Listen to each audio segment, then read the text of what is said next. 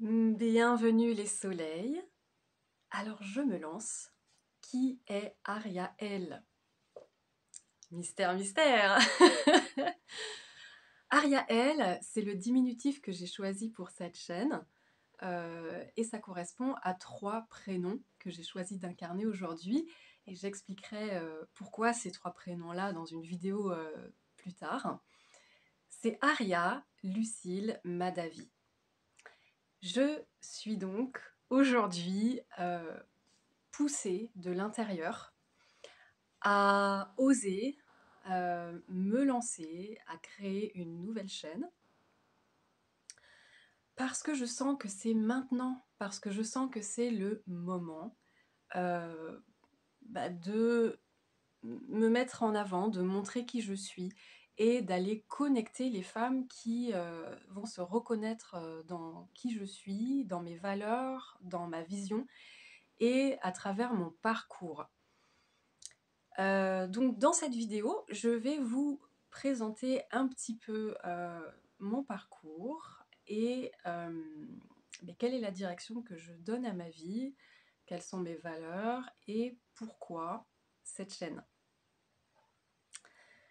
Donc à l'origine, je ne m'appelle pas Aria Lucille Madavi, je m'appelle Lucille Perron. Et Lucille Perron a créé une chaîne YouTube il y a longtemps. Elle a été créée en 2010 ou 2011.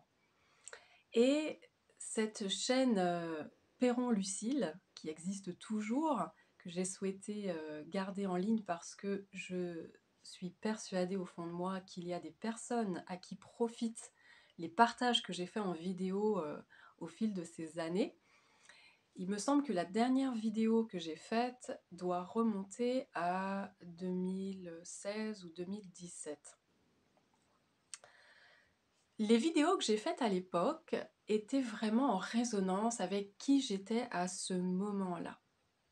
Et qui j'étais à ce moment-là, c'était une femme en pleine transformation, en plein élan de réalisation d'un grand rêve. Et ce grand rêve, c'était quoi? C'était créer une vie qui lui ressemble, une vie sur mesure. Et mon intention à l'époque avec cette chaîne, c'était de partager que malgré les difficultés qu'on peut rencontrer dans la vie, malgré les contraintes qu'on peut avoir, il y a toujours la possibilité de s'en sortir et de choisir autre chose. Il y a toujours la possibilité de faire des choix différents. En fait, moi, mon intention, c'est de montrer où est notre pouvoir et comment on peut s'en servir pour se rendre la vie plus belle à nous-mêmes, aux autres, et par extension contribuer à un monde où les gens se sentent bien, en sécurité, connectés, aimés pour ce qu'ils sont, dans leur authenticité, dans leur totalité, que ce soit dans les moments où ils sont au top, et comme dans les moments où ils peuvent être dans leur vulnérabilité, dans leur fragilité. Donc ça, l'intention que j'avais à l'époque avec cette chaîne, c'était d'inspirer, de montrer voilà ce qui est possible de faire. Et cette chaîne a été créée au moment où j'ai décidé de démissionner de l'éducation nationale, puisqu'à l'époque, j'étais professeure d'anglais en collège.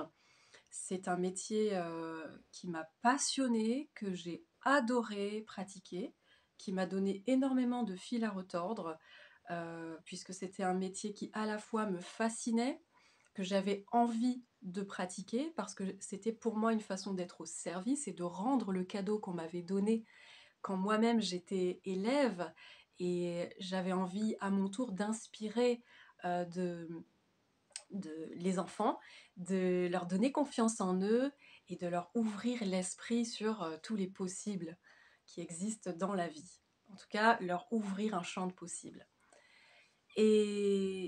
Et puis, souvent, quand quelque chose est précieux pour nous et nous tient à cœur, c'est pas que facile.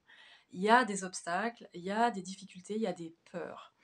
Et moi, j'étais pétrie, mais vraiment pétrie de peur. à l'idée d'exercer ce métier. Principalement parce que je me disais: «Je ne serai jamais à la hauteur». Je ne serai jamais à la hauteur de l'image que moi j'avais de c'est quoi un bon prof. Et j'avais vraiment mis un point d'honneur à être cette bonne prof qui allait vraiment avoir une influence positive sur la vie de ses enfants, dont j'allais avoir la responsabilité. Et vous imaginez bien qu'avec cette barre très très haute que je m'étais mise, la pression était intense et bah, ça a amené tout un lot de difficultés, d'obstacles à surmonter. Hem et je les ai traversés pour oser quand même, ben, vivre ce rêve, puisque c'était un rêve que d'être professeur d'anglais, même si je savais au fond de moi que j'allais pas faire toute ma carrière là-dedans.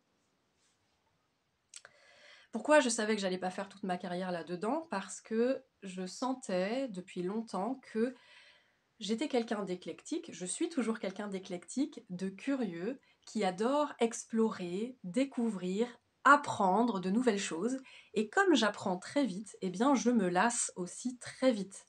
Donc j'ai besoin de me renouveler, j'ai besoin de me challenger, j'ai besoin de me dépasser, d'aller au-delà de ma limite actuelle. Et pour moi, c'est ça le propos d'un être humain. C'est d'aller dépasser ben, son petit monde actuel pour s'expanser, pour devenir de plus en plus vaste, de plus en plus à l'image de la vie en fait. Incarner le divin en tant qu'être humain dans la matière. Ça me passionne. Donc même si à l'époque je n'avais pas tout à fait conscience de ce que je suis en train de dire aujourd'hui, à l'intérieur de moi il y avait un appel à aller au-delà, aller plus loin. J'avais quelque chose en moi qui me disait autre chose est possible, autre chose est possible. C'est pas la vie là, ma vie elle n'est pas limitée à ça. Il doit y avoir autre chose, il faut que je sorte du cadre, il faut que je pense en dehors de la petite boîte parce que je pressens qu'il y a autre chose qui est possible. Est-ce que ça vous parle? Et donc à l'époque, mon intention avec cette chaîne, c'était montrer que bah oui, on peut sortir du cadre, on peut démissionner d'un poste de fonctionnaire, on peut démissionner de l'éducation nationale et on va pas mourir. Et on va pas devenir clochard. Et on va pas être abandonné par tout le monde. Tout ça, c'est des croyances limitantes qui nous empêchent d'avancer et de réaliser nos rêves. Donc, j'avais vraiment à cœur de montrer, hey, aie confiance en toi, suis ta guidance intérieure, suis ton intuition, suis tes élans, suis tes rêves, parce que ça vaut le coup, c'est possible. Il y a autre chose de mieux qui est possible derrière. Aujourd'hui, bah, donc ce que je vous dis, ça remonte à 2011, on est en 2023, donc ça fait 12 ans. En 12 ans, il s'en est passé des choses. Qu'est-ce qui s'est passé depuis que j'ai démissionné de l'éducation nationale? Ah, ça vous intéresse? Eh bien, je vais vous dire la suite dans une autre vidéo. À très vite, je vous embrasse bien fort, à tout de suite.